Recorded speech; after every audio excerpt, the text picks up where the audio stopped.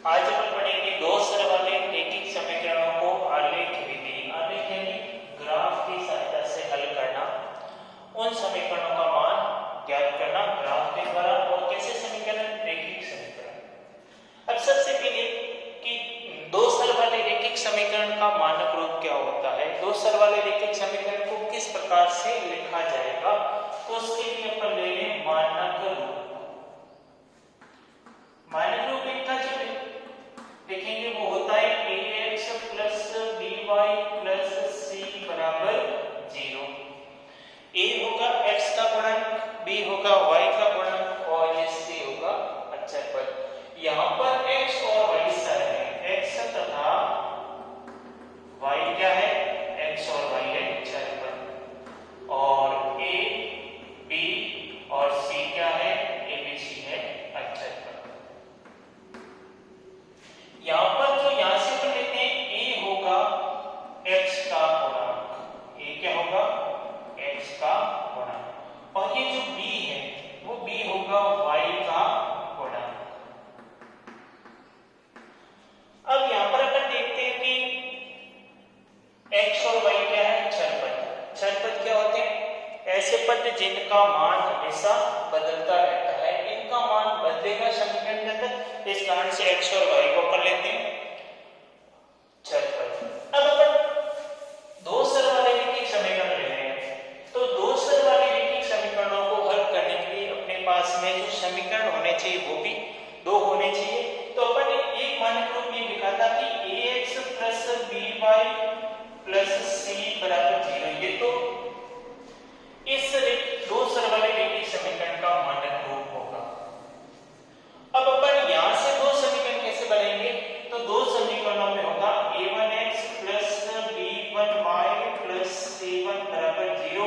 ये समीकरण कौन सा होगा, पहला समीकरण क्या होगा, पहला समीकरण होगा a1x plus b1y plus c1 बराबर 0, और अगला समीकरण होगा a2x plus b2y plus c2 बराबर 0, और ये समीकरण क्या होगा, समीकरण नंबर 2।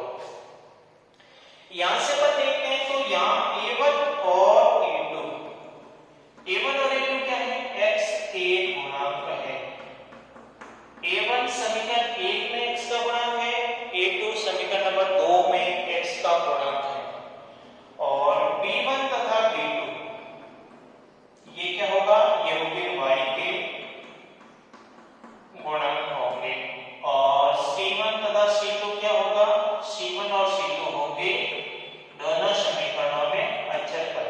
c1 होगा समीकरण नंबर 1 में अचर पद, और c2 होगा समीकरण नंबर 2 में अचर पद।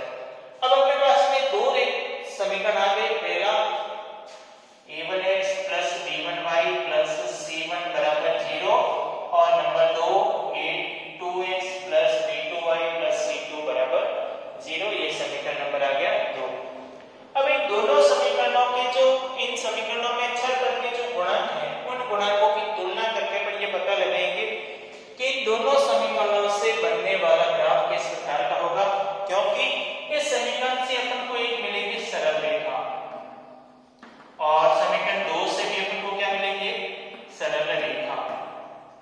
ये दोनों सरल रेखा के समीकरण, तो यहाँ से जो दोनों सरल रेखाएं मिलेंगी, वो दोनों सरल रेखाएं एक दूसरे को किस प्रकार से प्रतिच्छेद करेगी, एक दूसरी रेखा को किस प्रकार से आपस में काटेगी, और जिस बिंदु पर ये दोनों रेखाएं काटेगी वही इस समीकरण का हल कहलाएगा।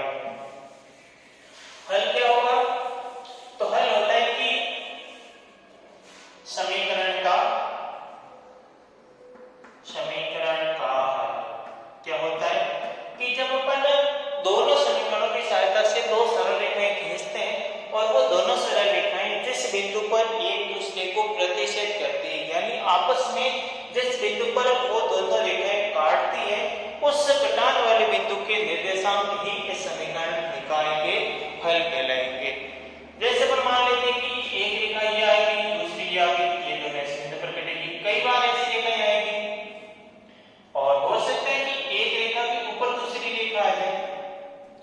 तो इस प्रकार की रेखाएं कब मिलेगी, जब ये रेखाएं कब मिलेगी, जब होगा a1 बट्टा a2 का मान बराबर नहीं होगा b1 बट्टा b2 के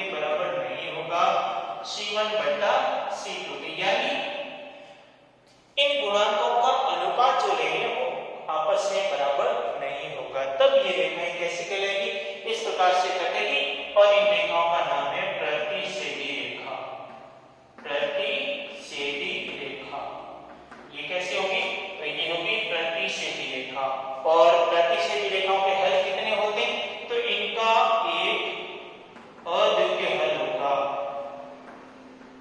इनका एक अद्वितीय हल होगा। अद्वितीय का क्या होता है? अद्वितीय का अर्थ निश्चित हल होगा। इसका एक ही बिंदु पर ये एक दूसरे को प्रतिच्छेद करेगी, ज्यादा बिंदुओं पर आपस में नहीं काटेगी, उसको कहते हैं अद्वितीय हल। अब इसके हल किस प्रकार के होंगे? तो इनमें हलों का जो प्रकार है, किसी भी समीकरण निकाय के हल हमेशा दो प्रकार के होते हैं, या तो वो दोनों हल संगत होंगे या फिर दोनों हल असंगत होंगे। संगत कब होंगे? कि जब दो रेखाएं किसी भी बिंदु, एक या अधिक बिंदु पर प्रतिच्छेद करती हैं, जब प्रतिच्छेद करेगी तो उस समीकरण निकाय का हल संगत होगा, और जब दोनों रेखाएं आपस में प्रतिच्छेद नहीं करेगी तब उस समीकरण निकाय के हल होंगे वो असंगत होंगे। यहाँ पे एक बिंदु पर प्रतिच्छेद करेगी, इस कारण से इसके हल कैसे होंगे? तो इसके हल होंगे संगत। अब देखो संगत हल, प्रतिच्छेदी रेखा प्रतिच्छेदी रेखा तो बनेगी जब क्या होगा? a1 बट्टा a2 बराबर नहीं होगा b1 बट्टा b2 के बराबर नहीं होगा c1 बट्टा c2। ये कंडीशन है तभी दोनों रेखाएं प्रतिच्छेदी होगी, अन्यथा नहीं होगी। जब दोनों रेखाएं प्रतिच्छेदी आएगी तो उन दोनों प्रतिच्छेदी रेखाओं का एक होगा अद्वितीय हल होगा। अद्वितीय हल का मतलब उनका एक निश्चित हल होगा। वो दोनों रेखाएं किसी एक ही बिंदु पर प्रतिच्छेद करेगी और उनके जो हल मिलेंगे उन हलों का प्रकार कैसा होगा? वो हल कैसे होंगे? संगत होंगे। संगत क्यों होंगे? संगत कब होते हैं? कि संगत हल तभी होगा जब दो रेखाएं किसी एक या एक से ज्यादा बिंदु पर प्रतिच्छेद करती है, और जब ये रेखाएं प्रतिच्छेदी है तो ये एक बिंदु पर प्रतिच्छेद अवश्य करेगी। इस कारण से इस समीकरण निकाय के हल जो होंगे वो किस प्रकार के होंगे? संगत होंगे। अभी आप लेते हैं प्रतिच्छेदी के बाद में और रेखाएं होती कौन सी? समांतर रेखाएं। समांतर रेखाएं कैसे होंगी? तो समांतर रेखाओं का मतलब ये होता है कि दो रेखाएं, इनके बीच की दूरी हमेशा समान रहेगी, यानी इन दोनों रेखाओं के बीच की दूरी का अंतर सदैव समान रहता है, नियत रहता है, तभी ये रेखाएं क्या कहलाएगी? ये रेखाएं कहलाएगी समांतर। समांतर रेखाएं कब होगी? जब इन दोनों रेखाओं के बीच का अंतर, इन दोनों रेखाओं के बीच की दूरी, ये वाली ये दूरी सदैव समान रहेगी। जैसे रेल की पटरी होती है, रेलवे की लाइन आपने देखी होगी, रेलवे पटरी चाहे कितनी भी लंबी हो, उनके बीच की दूरी हमेशा क्या रहती है? समान रहती है। अब अपन कैसे पता लगाएंगे? गुणांकों की सहायता से कि जो दोनों समीकरण दे रखे हैं वो समांतर रेखाओं के हैं। तो उनको पता लगाने के लिए अपने पास में ये होना चाहिए कि a1 बट्टा a2 बराबर होगा b1 बट्टा b2 के, लेकिन बराबर नहीं होगा किसके? c1 बट्टा c2 के। ये दोनों तो बराबर होंगे, लेकिन c1 बट्टा c2 इन दोनों के बराबर नहीं होगा। यदि ऐसा संबंध आ रहा है गुणांकों के अंदर तो ये रेखाएं कैसी होगी? समांतर रेखाएं होगी। समांतर रेखाओं का पता लगाने के लिए अपने पास में एक विधि होगी, कौन सी? गुणांकों में तुलना करना। दोनों समीकरणों के जो गुणांक है उन गुणांकों में तुलना करना, और तुलना करने पर हमको ये पता लगेगा कि वो जो है किन रेखाओं के समीकरण है। जब ये कंडीशन आएगी a1 बट्टा a2 बराबर b1 बट्टा b2 बराबर नहीं है c1 बट्टा c2 के, तब वो दोनों रेखाएं कैसी होगी? समांतर होगी। और समांतर रेखाओं का कोई हल नहीं होगा, क्योंकि ये दोनों रेखाएं आपस में कभी एक दूसरे को प्रतिच्छेद नहीं करेगी, सही इनको अपन कितना भी आगे बढ़ा दे। और हल क्या होता है? हल हमेशा वही बिंदु होता है जिस पर दोनों रेखाएं प्रतिच्छेद करती है। जब समांतर है ये प्रतिच्छेद नहीं करेगी तो इनका हल भी नहीं होगा। इनका कोई हल नहीं, कोई हल। जब कोई हल नहीं मिलेगा, यानी काटेगी नहीं, तो इनके हल किस प्रकार के होंगे? तो इनके हल होंगे असंगत। किस प्रकार के होंगे? असंगत होंगे। अब अगली कंडीशन अपन लेते हैं कि हो सकता है कि दोनों जो रेखाएं अपने ली है उन रेखाओं को अपन ग्राफ बनाने पर एक रेखा के ऊपर दूसरी रेखा आ जाए, एक रेखा के ऊपर दूसरी रेखा आ जाए, तब ये दोनों रेखाएं कहलाती है समपाती। ऐसी रेखाएं कहलाएगी समपाती रेखाएं। और समपाती रेखाओं के लिए गुणांकों में क्या संबंध होता है? तो समपाती रेखाओं के लिए गुणांक a1 बट्टा a2 बराबर होगा b1 बट्टा b2 बराबर होगा c1 बट्टा c2। यानी तीनों गुणांक आपस में समान होंगे। तीनों गुणांकों का जो अनुपात है वो अनुपात हमेशा क्या होगा? समान होगा। उसी कंडीशन में जो दोनों रेखाएं आएगी वो क्या आएगी? समपाती आएगी। समपाती का क्या होता है कि एक रेखा दूसरी रेखा उसके ऊपर आएगी, यानी दो समीकरणों पर लेके दोनों समीकरणों के लिए जो सारणी बनेगी, इंडेक्स बनेगी, दोनों समीकरणों के लिए x और y का मान समान आएगा, तभी वो दोनों रेखाएं क्या आएगी? समपाती आएगी। और समपाती रेखा जब एक के ऊपर दूसरी रेखा आ रही है, यानी एक रेखा और उसी के ऊपर दूसरी रेखा आ रही, तो इनके हल कितने होंगे? अनेक हल होंगे। अनेक हल क्यों होंगे? क्योंकि दोनों रेखाएं समान लंबाई की होगी और एक के ऊपर दूसरी होगी, अनंत बिंदुओं पर एक दूसरे को प्रतिच्छेद करेगी। और जब ये प्रतिच्छेद करती है तो इनके हल जो है इस प्रकार के होंगे? संगत होंगे। दो रेखाओं को तीन प्रकार से अपन दर्शा सकते हैं और तीनों अलग अलग अपन ने इनका अध्ययन किया। एक तो ये था कि जिसमें दोनों रेखाएं प्रतिच्छेदी के लिए, जैसे यदि दोनों रेखाएं क्या हो? प्रतिच्छेदी रेखा। प्रतिच्छेदी रेखा का संकेत क्या होता है कि एक रेखा दूसरी रेखा को किसी एक बिंदु पर प्रतिच्छेद करेगी।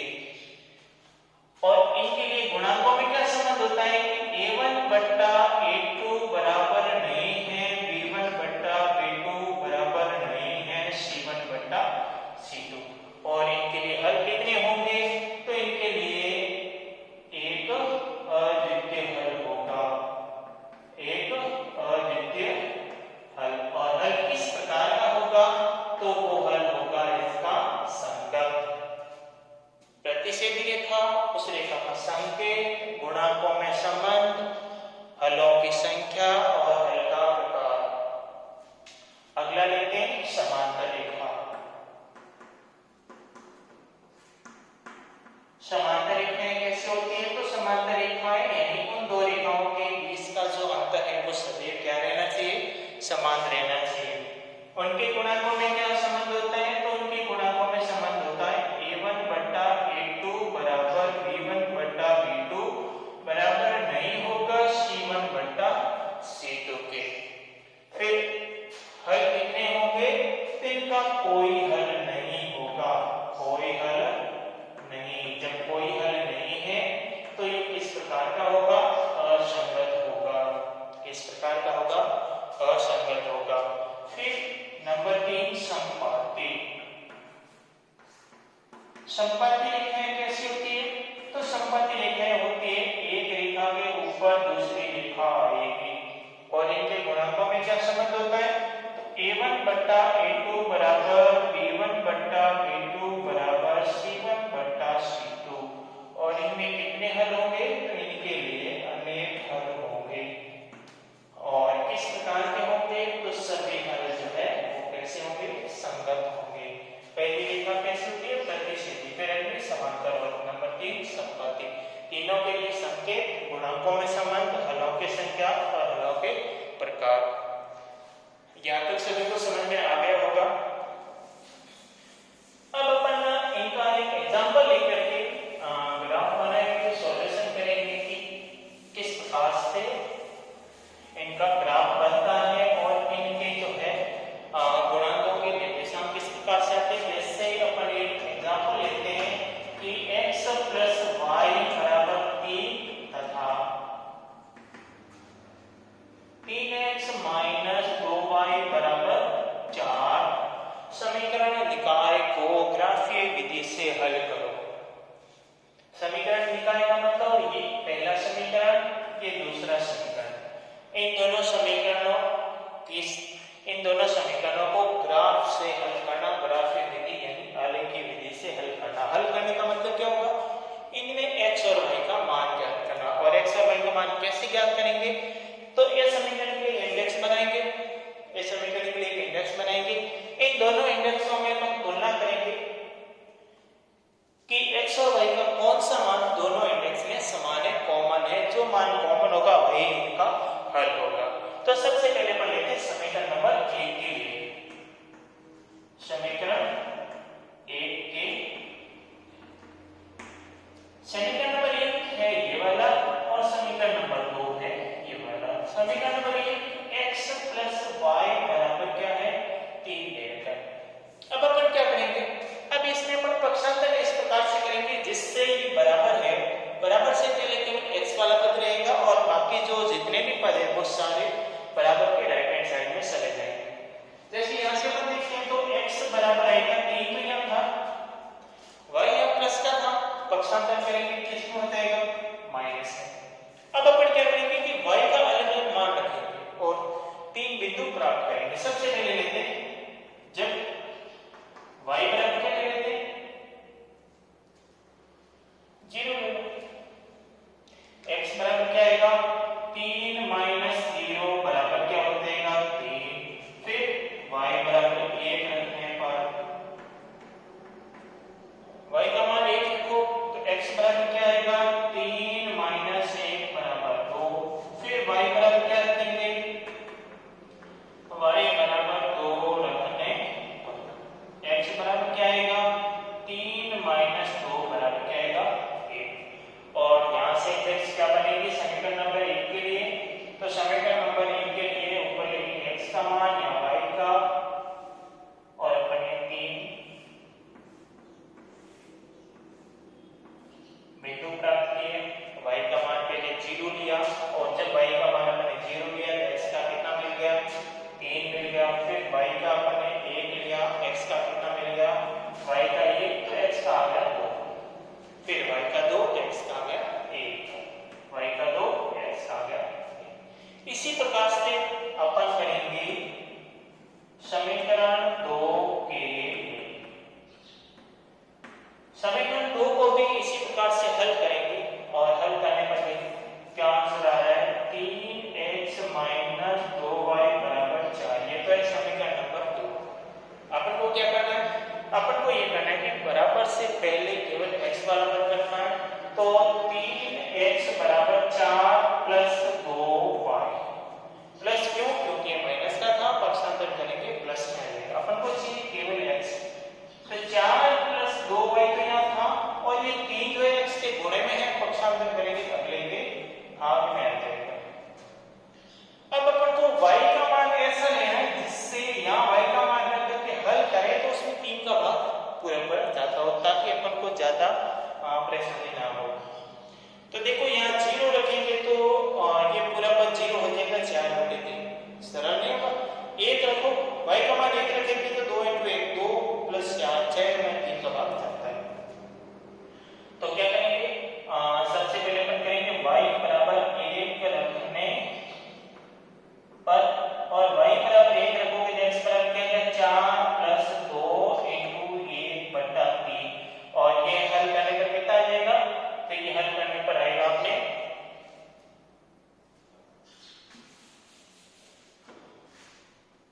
x बराबर आएगा 6 बटे 3 और 6 बटे 3 का मतलब 2। फिर देखो y बराबर क्या रखोगे? तो यहाँ पर देखते हैं y की जगह 1 रख लिया, माइनस 1 रखे तो क्या आएगा? -2 4 में से 2 गए 2 बटा 3 सरल रहेगा। और यहाँ पे यदि 2 रखे तो कितना आएगा? 2 दूनी 4 और 4 8 होते हैं, नहीं -2 रखो तो 0 हो जाएगा। y बराबर क्या रखोगे? -2। तो x का मान क्या आएगा? तो x के लिए आएगा 4 × 4 प्लस 2 × -2 बटा 3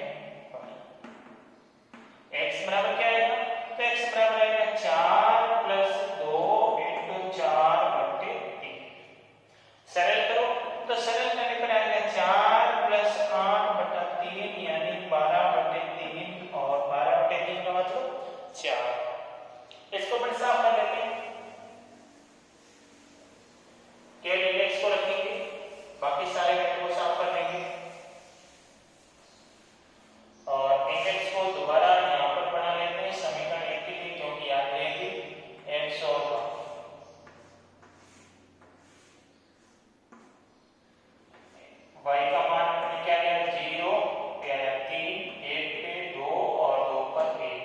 ये किसके लिए था? ये समीकरण नंबर 1 के लिए था। अब अगला यहां से समीकरण नंबर 2 के लिए, समीकरण नंबर 2 के लिए कैसे करेंगे? तो देखो समीकरण नंबर 2 के लिए x है y,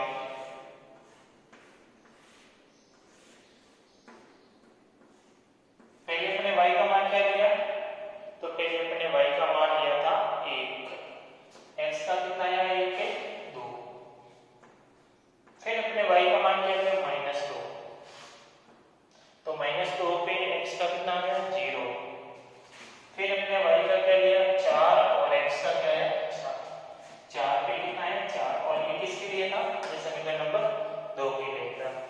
अब अपन ग्राफ का काम करेंगे। यहाँ पर अपन देखते हैं कि प्लस और माइनस दोनों में मान है, तो इस प्रकार से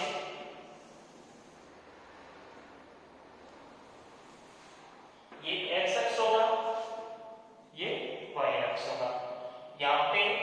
अब यहाँ से अपन देखते हैं कि इस ग्राफ का जो पैमाना लेंगे वो क्या है? पैमाना हमेशा ग्राफ में दाईं ओर ऊपर की तरफ लिखा जाता है। पहले लिखेंगे x अक्ष का 1 सेमी बराबर 1 एकम है, और फिर लिखेंगे y अक्ष का 1 सेमी बराबर, देखो यहाँ x का मान 1 से 3 तक है या 2 0 से 7 तक है, मतलब छोटा ही मान है, ज्यादा बड़ा नहीं। इस आंसर में क्या लिया गया 1 एकम। अब अपन y का देखते हैं 0 से 2 -2 से 7, ठीक है, ये भी 1 एकम ले लेंगे तो भी आ जाएगा पूरे ग्राफ में। आपके ग्राफ में इस प्रकार से ये लाइनें बनी हुई है, आपको केवल इनका मान रखना है, इस प्रकार से लाइनें नहीं खींचनी है। यहाँ बना हुआ नहीं है इस तरह से। अब देखो यहाँ पे जो x का मान है वो माइनस में आएगा, ये -2 ये -3, यहाँ जो y का मान है वो भी माइनस में आएगा, और ये x का मान प्लस में, यहाँ y का मान प्लस में, यहाँ x का माइनस में, यहाँ y का माइनस। पहले अपन क्या करेंगे? तो पहले इंडेक्स नंबर 1 के लिए अपन इन बिंदुओं को रखेंगे ग्राफ में। तो x का मान देखो 3, तो x का मान आ गया 3, x का मान 3 होने पर y का मान कितना है 0, यानी बिंदु कहाँ आएगा? जब y का मान 0 है तो वो बिंदु x अक्ष पर ही आएगा। अगला देखो x का मान 2 है, y का मान 1 है, यानी x पर ये 2 वाली लाइन और y पर 1 वाली लाइन जिस बिंदु पर काटेगी वही अपना क्या होगा बिंदु होगा। अगला देखो y का 2 x का 1, यानी x वाली 1 की लाइन और y में 2 वाली लाइन जिस बिंदु पर काटेगी वही अपना बिंदु होगा। 3 बिंदु हो गए। इन तीनों बिंदुओं को मिलाते हुए लंबी लाइन खींच देंगे, सरल रेखा खींच देंगे, और ये किसके लिए लिखेंगे? तो ये आ गई अपने पास में समीकरण नंबर 1 के लिए। किसके लिए प्राप्त हो गई? समीकरण नंबर 1 के लिए। ये काम कंप्लीट हो गया। अब अगला काम समीकरण नंबर 2 के लिए। समीकरण नंबर 2 में अपन देखते हैं कि x का मान 2 है जब y का मान क्या था 1, x का मान 2 y का मान 1 है, 1 तो फिर ये आ जाएगा। अगला देखो x का मान है 0, y का मान है -2, x का 0 होने के कारण वो बिंदु y अक्ष पर ही आएगा, और लास्ट में दोनों का 4 और 4, यहाँ से ये 4 वाली लाइन और यहाँ से 4 वाली लाइन जिस बिंदु पर काटेंगे वही अपना पॉइंट होगा। अब इन तीनों बिंदुओं को मिलाएंगे और तीनों बिंदुओं को मिलाते हुए आगे एक सरल रेखा खींचेंगे।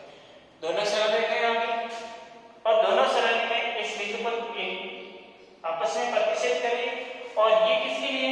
तो ये वाली है समीकरण नंबर 2 के लिए। किसके लिए है? समीकरण नंबर 2 के लिए। अब ये दोनों रेखाएं इस बिंदु पर प्रतिच्छेद करेंगे। इस बिंदु के निर्देशांक क्या होंगे? पहले हमेशा x का लिखा जाएगा, बाद में क्या लिखा जाएगा? y का निर्देशांक लिखा जाएगा। जैसे पर इस बिंदु में देखते हैं तो यहाँ इंडेक्स में देखो x का 2 y का 1, x का 2 y का 1, ये दोनों इंडेक्स में कॉमन पॉइंट है, और जो दोनों इंडेक्स